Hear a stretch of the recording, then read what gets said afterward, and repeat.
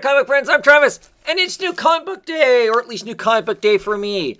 And these are actually comic books from last week. These are comic books from May 2nd.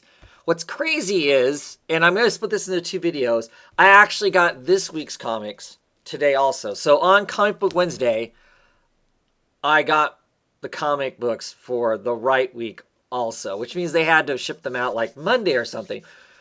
Whatever. So I don't know anymore. It's one of those kind of things that's so crazy. When am I getting my comics and whatnot? But anyway, for this video, it's the comic books from last week. It's the comic books I will be talking about this weekend on Comic Book Roundtable, of course. So let's jump right into what we've got here. Issue 31 of Deathstroke. The second issue of the Deathstroke versus Batman stuff. Nightmare at 30,000 feet. You know, we'll see what's going on. I wasn't super stoked by the first issue of this storyline.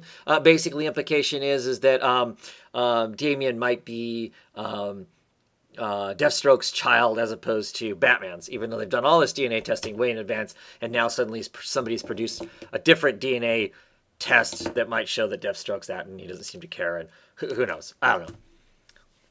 We'll see how that plays. Anyway. Issue 3 of Dr. Star and the Kingdom of Lost Tomorrows. This is a spin-off of the Black Hammer world. This has been a really excellent spin-off. It's a great story in and of itself. You know, it's in the same reality, but is not very attached to what's actually going on in the Black Hammer book. But it's a great kind of Silver Age 4-star, 4-color superhero kind of a book. I really enjoying it. It's a father-son relationship kind of a story also, in the trappings of a superhero book, and I'm enjoying all those things about it. It gives a little more to it and to the story. That book I can't pronounce. The Deathless, issue number 5 of 6. Wonderful Magnolia cover there. This has been kind of entertaining. Our immortal character here kind of telling Hellboy about how he got to where he is.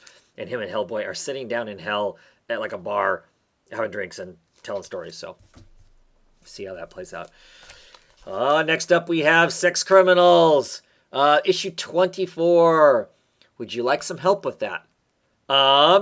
Old computer here, because Susie has started talking to her father, her long dead father, on the old either IBM or old Apple computer with the diskettes and stuff like that she had booted up, and it's talking to her, or seemingly talking to her. So we'll see what that has to go on, and the whole picking a fight with the sex police people going on there. Both things that should be interesting to see exactly how that plays out.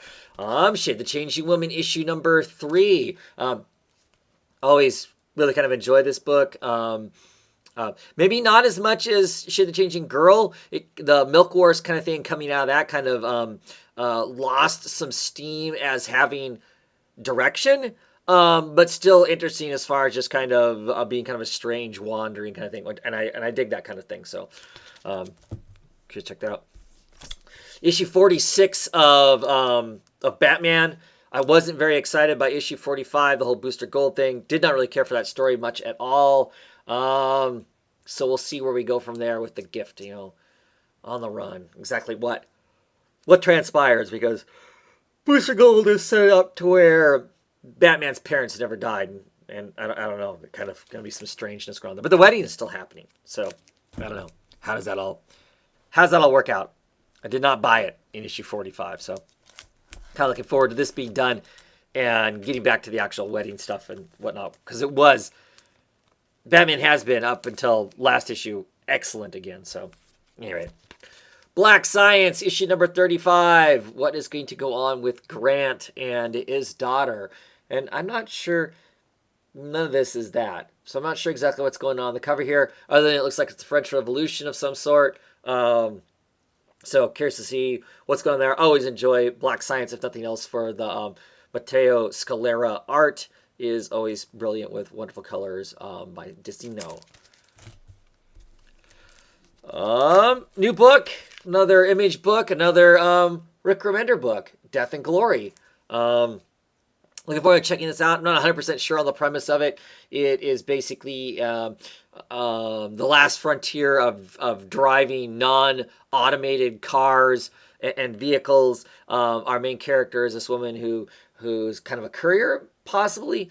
At any rate, her father is or was a trucker. He has cancer. For her to get a cure or treatment or that sort of stuff, she has to go on this kind of heist run kind of a deal, and that's what the story is going to be about. Kind of excited because I'm looking forward to checking out the Bengal art in it and seeing what it looks like. So, look, I'm always excited to get East of West.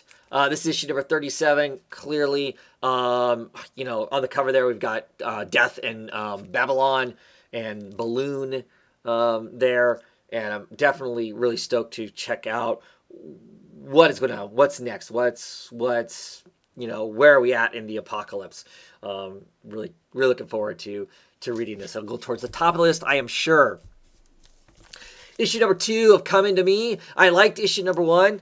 This is by Black Mask, written by Thompson and Nader, with Kowalski doing art duties. The art is the big reason I was picking it up in the first place. Also wanting to check out more Black Mask stuff. This is a body horror kind of thing. To me, it feels less horror. It feels more just general science fiction. First issue, we are playing around with some a science that allows people to do some body swapping sort of a thing. And towards the end of the issue, a woman does some body swapping with the founder, and we find out that she has cancer and her actual physical body dies while she is in the body swap sort of thing. So she's kind of riding shotgun in the founder of this science body. So see what happens with issue number 2, and hopefully will give me a better sense of, do I want to keep reading it, where it's been fine. It hasn't blown my mind. I do like the art. So, this is Doom Patrol issue number 11. It came out last week, the week prior. This is just the variant cover. I finally got my copy of the variant cover. So there is that on that. I'm looking forward to the variant covers going forward with this because, of course, DC has implemented their new variant cover policy, where they pretty much remove almost all of the writing off the cover, so you're just getting this giant piece of art. I really dig in this one because, of course, it's got the animal mineral plant man, animal mineral vegetable man on it, and he's a classic Doom Patrol villain. So pretty much for that. And speaking of variant covers, this is the variant cover for Exit Stage Lift, the Snagglepuss Chronicles. This is issue number 5. So we get this wonderful art, just a little piece of DC up there, and the Hanna-Barbera stuff, and then of course your title down there.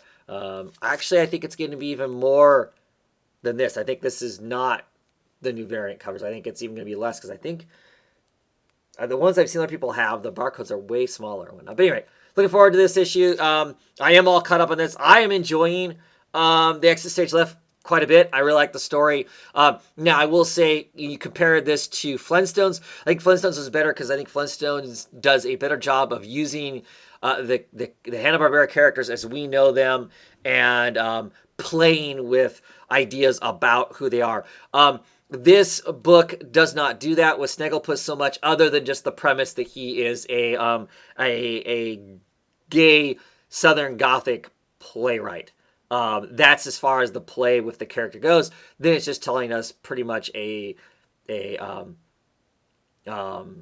story about McCarthyism, the era of McCarthyism, relevant to what's going on now too, but still set in the McCarthy era and that sort of thing. So I don't think it, and it's got Huckleberry Hound in it and that sort of stuff, and I don't think it plays with any of that of kind of what they were to Hanna-Barbera and what they are in this book, in the same way that the Flintstones did. So, but like I said, I'm still really enjoying it. And then we have Gravediggers Union. This is issue number, 6. I've been digging this. because of course I dig the artists on it.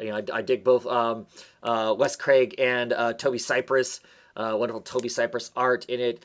We get this Wes Craig written story with a little bit of Wes Craig art at the beginning of it. So I mean, it's basically the Gravediggers Union is a unionized occult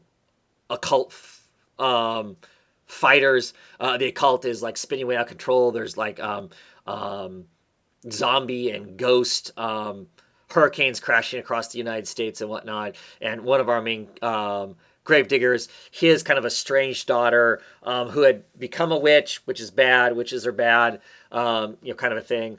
And not only did she become a witch, she has become basically the head prophet of the end of times, kind of a deal. And of course, the Gravediggers Union is constantly working and fighting against the end of times. So, yeah, very much digging that. Next up, we have Stray Bullets, issue number 34. I love Stray Bullets. Stray Bullets is so awesome. It's like some of the best comics out there. Get on it, jump on it, anywhere, start reading. You will enjoy it. If not the first issue, by the second issue or so, you will be entranced with this wonderful train wreck of characters set in the 80s, hopping around there. And this kiss that's going on here is going to be disastrous at some point, I am sure. So looking forward to that. And finally, the other new book I picked up, not new as it's in the middle of the series, but new to me. I just happened to be browsing the indie publishers, the more independent publishers, the ones that just barely get a book squeezed in on the previews and Diamond distributing and whatnot. And I was immediately entranced by the name of the book, Jazz Maynard. I don't know. To me, that just sounded cool. This is In Stereo. In Stereo. Panorism. Hi-Fi Adventure. So I'm not 100%. This is volume 2, number 4. So clearly there was a volume before this, and I'm on number 4 of I don't know how many. And this is Blood, Jazz, and Tears, part 2. I love the cover art. I have no idea what the interior art looks like whatsoever. And it says here, Jazz Maynard by Rogers and Raoul, R-A-U-L-E. It's a thick book. Oh, it's a Lion Forge book. But see, I've seen it as, it says back on the back here, it says Lion Forge. Oops, let me get on camera, that's good. Lion Forge back there. But it's the magnetic collection is what I have been finding it under when I go to order the comic. But I like the cover. It's a hard stock. I mean, it is.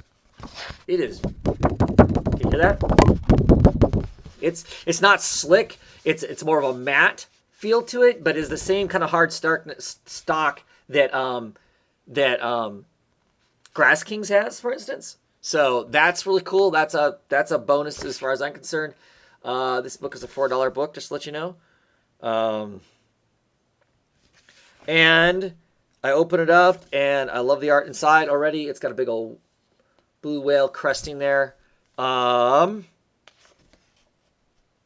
So checking out a little bit of art. I have no idea what's going on, but I'm liking the colors and stuff in it, and I like the art style quite a bit. So as long as I really like it. As long as the story isn't stupid, I'm actually extremely stoked to have picked this up because it looks cool. A few pages of ads in the back, but still a pretty hefty feeling kind of a book. So let me look here. So it's written by Raoul and illustrated by Roger, and it gives me a little previous in Jazz Maynard. Jazz and Tio arrive in Iceland in search of the fabled Golden Eye, an ancient relic precious to the Iranian government.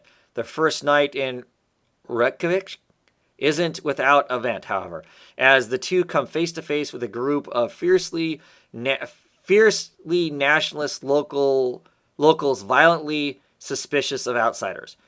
And little do they know that the tendrils of that racism climb all the way to the man they are targeting, who may be in possession of the Golden Eye.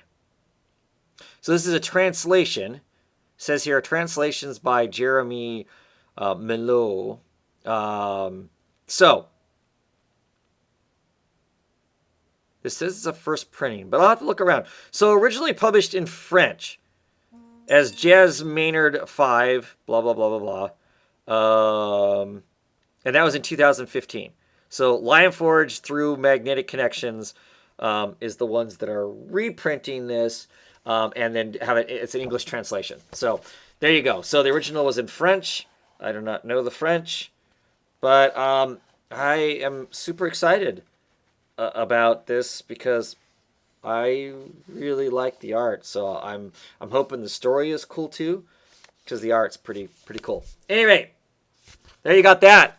That's it for my books for last week. And quickly, there'll probably be another video of me talking about the books for the current week. But these are the books I'm going to talk about on Comic Roundtable. And then the week after, I'll talk about their ones. Kind of strange. Anyway, thanks for watching. If you watched, what I missed? Did I miss something? Do you remember back 2 weeks ago? Or a week ago? Anyway, have a great one, everybody.